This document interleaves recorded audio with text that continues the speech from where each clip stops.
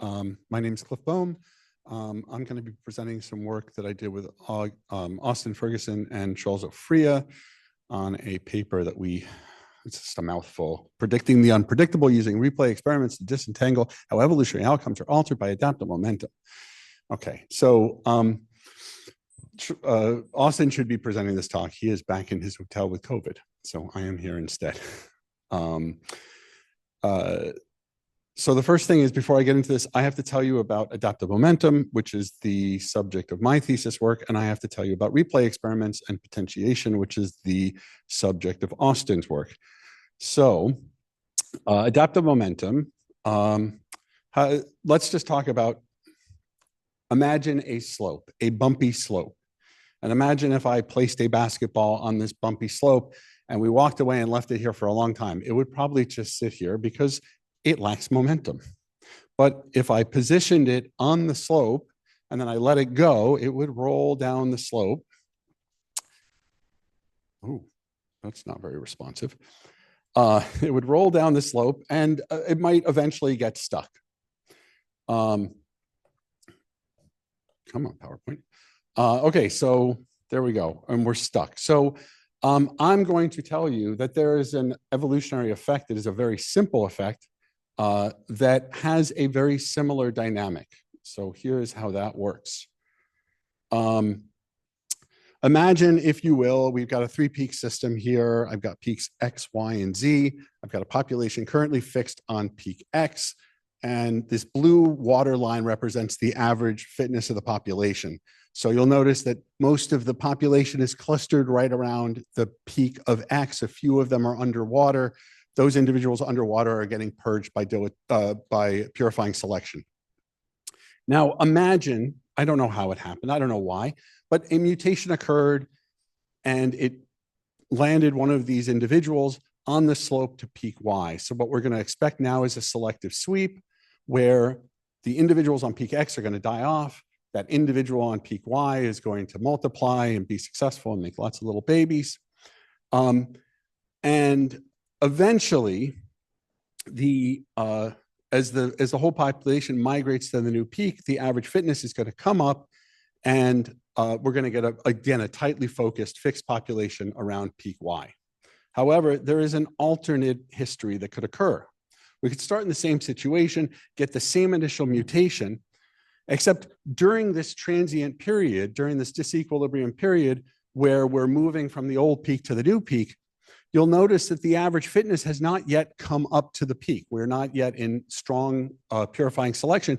And so there are pathways that are currently open to evolution among those individuals of the advantaged group that will be closed once fixation occurs. And if a mutation occurs that allows one of these individuals to make it to some new slope, to some higher fitness, then we're going to see movement to an even higher peak in a much shorter period of time. So adaptive momentum is the ability, specifically, it's the ability for a population to buffer additional deleterious mutations during transitional events like range expansions and selective sweeps, which may or may not lead to more rapid adaptation. So in practice, adaptive momentum can be displayed with this diagram. So we have time and generations moving to the right. Each vertical line of this plot is one generation of a linear population. So each individual is only competing with its left and right neighbors, or in this case, its neighbor above and below. And you'll notice that we go from the rich blue color to this light blue color. That is a stochastic tunneling event that discovered a path across a valley. And then that clade with this beneficial mutation expands out over time. And you'll notice that the rest of the discoveries of new peaks all happen along the leading edges. And these leading edges are areas where the clade is experiencing reduced selection pressure because they are in contact with lower fitness individuals from lower fitness genotypes. So B and C zoom in, and these darker colors are illustrating lower fitness genotypes that are accumulating during the leading edge. And these, the way that the fitness function is developed, they have to cross a valley in order to get to a higher peak. So this is demonstrating that you can accumulate these deleterious mutations that allow for valley crossing. On the right, the whole thing goes yellow, and that's a fixation to a certain peak within the fitness function. And then we have to, this is about 8,000 generations on a population size of, I think, about 2,000. And it's another few thousand generations after this before they make another chance discovery. So this work, if you're interested in it, there's a lot more on it. It's we have a bioarchive paper with this title, but that's all I have to tell you about it for now. So now I'm going to tell you about potentiation and replay experiments, and this is Austin's thesis work. He just defended it a few weeks ago. So imagine our basketball sitting on our slope, and I'm going to let this basketball roll down the slope. And this time it rolls over this little bump and it goes, who knows where, it goes off the screen. I don't know where it went. I'm going to run this same experiment again. I'm going to put that ball up there and I'm going to run this again. And lo and behold, it almost made it, but it didn't.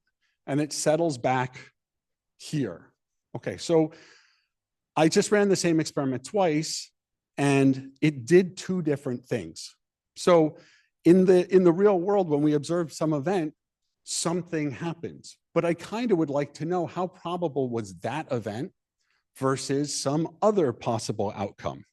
So you could imagine that I put the ball here and I test this over and over and over again. And what I see is that based on the ball starting at that dotted line, I either end up in this little saddle point or I end up going past that bump. And I can classify getting stuck as failing to pass this hump, and I can classify passing the hump as succeeding. And now I can say, what is the % chance that I'm going to fail or succeed? And what we do in replay experiments is we take one instance of an experiment. And in this case, we take the experiment that failed, the second one I showed you where it got stuck. And I restart it from each position, each of these dotted lines. This is not starting the ball at this position, but I'm rewinding the tape and I'm running many, many replicates from each of these starting points. So that includes the momentum of the ball. And I'm asking, if I look starting at this point, what is the probability that I'm going to get past the hump? And we see that it's pretty good. And then for whatever reason, maybe on this replicate, there was some stickiness or some friction, but it got pretty low. And then if you get over that bump, you go to 100%, right? Then you're definitely going down. So this is the essence of replay. It is you run something and then you take that thing and you rewind it to various checkpoints and you just keep rerunning it over and over and over again, collecting statistics and trying to get at each moment of the run, what is the probability of some event occurring? So now I've told you about adaptive momentum. I've told you about potentiation. So we're going to look at the potentiation of adaptive momentum. So in the paper, we have a one-dimensional population with 512 individuals. The fitness function is just this very simple sawtooth fitness function. It has log fitness. So each of these fitness peaks and valleys is identical in terms of difficulty to cross. And I'm going to identify P1 in blue, and I'm going to identify P2 in purple. And to start out with, I'm going to put one individual on P2, just a very small percentage of the population. So I've got my very small percentage of the population sitting on this higher peak, this higher fitness peak, and everybody else sitting on P1. This is analogous to the beginning of a selective sweep from the adaptive momentum stuff. So we're in this initial state of disequilibrium. So now what I'm going to do is I'm going to say, okay, if that's the starting condition, what is the potential that I'm going to make it to P3? So it ends up the potential is about 20%, 18%, something like that. So now I'm going to go to 100 individuals. So this leading edge index on the bottom of my plot here, it's basically saying how far into the 512 are we starting or how far has the sweep progressed? So initially I was like, it's just at the beginning. Now we're at 100. So now we assess again, what's the potential for across this valley? And what we see is it goes down a little bit. It goes down to about 12%.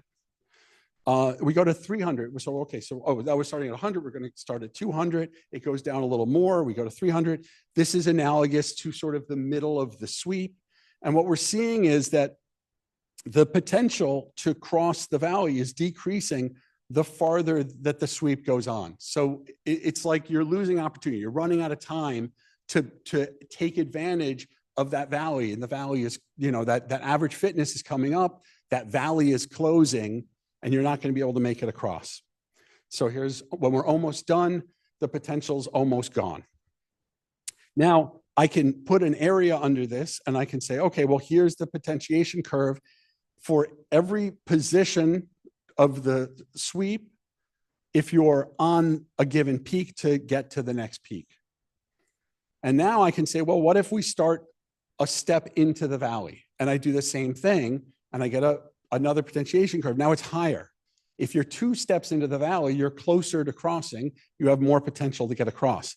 And I can do this for each step until I have the whole sort of background. So this is saying based on the bottom of the plot, based on how far I am along the sweep, and then these different colored bands tell me how deep I am in the valley at the leading edge. And we see that in all cases, the potential decreases over the sweep, but being deeper in the valley, even though it's lower fitness, increases the probability that you're going to get across the valley. So this is another one of these Muller type plots. Here we've got our one-dimensional population. Time is moving to the right. And we started a sweep down at 0, 0. So we initiated that and we let it run. Now, this was just a natural run, and we did a lot of these, and a few of them across the valley. And then we also plotted, so the colors here indicate where we are. So all the blue colors are the first peak and valley, the purple are the second peak and valley, and the orange are the third peak and valley. Then above this, we're plotting the potentiation, and it's lined up. And you can see the dotted line indicates where the potentiation went to 100% because we crossed the valley. Now, if I drop our gradations, can you guys see that? Oh, is there a way to turn off the light?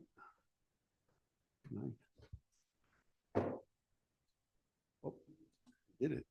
Oh, it's over there. Okay. All right. So if you guys see on the gradations up there, those are the backgrounds that we ran. And what you can see is that this orange line, right? This is our potentiation line. It lines up. It's almost like these discretized steps. It's almost like they're quantum steps.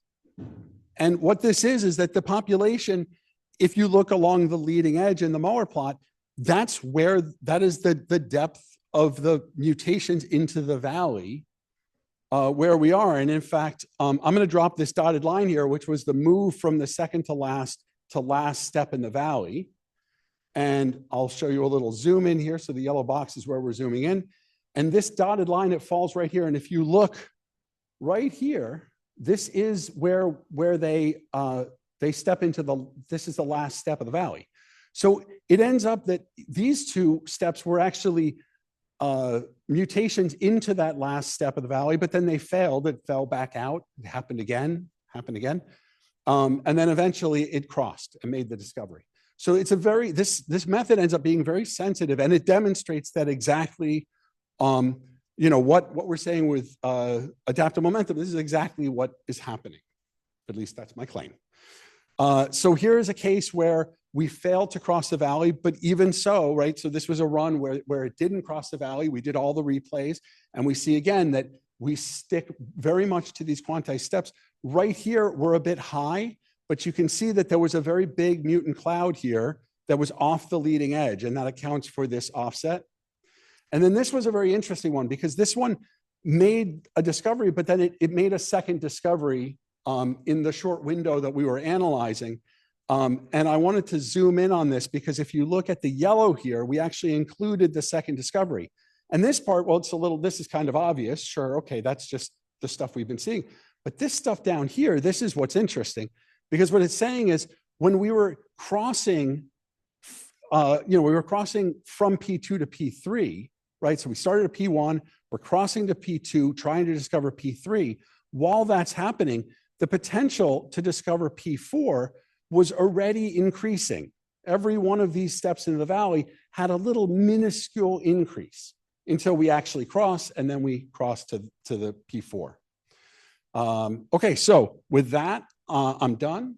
I want to thank my collaborators, Austin, who did a ridiculous number of runs for this work and did all the visualizations, Charles, who was helpful with mentoring and writing, and I wanted to thank Beacon for ongoing support, and I wanted to thank ICER at Michigan State University, which is our high performance compute center, where we ran a few thousand hours of compute time. So with that, I will take questions if there's time.